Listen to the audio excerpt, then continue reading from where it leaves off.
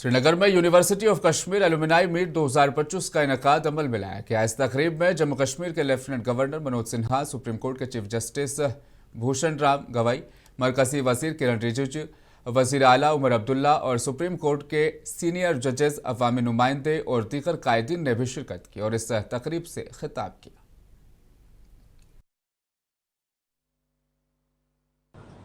आप जानते भी कि उनके पिता मौची का काम करते थे। जब अब्राहम लिंकन राष्ट्रपति बन गए, बहुत सारे लोगों के बात पसंद नहीं है और उनका अपमान करते हुए किसी ने कमेंट किया कि लिंकन साहब ये मत भूला करिए कि आपके पिता जूता बनाते थे।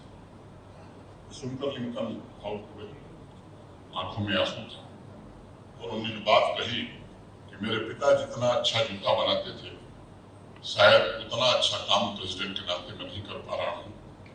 मुझे खुशी है कि इस दुनिया का जो स्वर्ग कहा जाता है, उस कश्मीर में मुझे आप सबके साथ मिलने का फिर से मौका मिल रहा है। मेरी 26 बार है कश्मीर आने की और जब मैं आया हूँ, यहाँ के सभी लोगों से, हमारे जुडिशियल ऑफिसर्स रहे या यहाँ के जजेस रहे, तो सबसे इतना प्यार मिला है। First of all, I'm grateful that I've been invited to share this great moment of celebration. This is a celebration which is, I think, very timely and well deserving.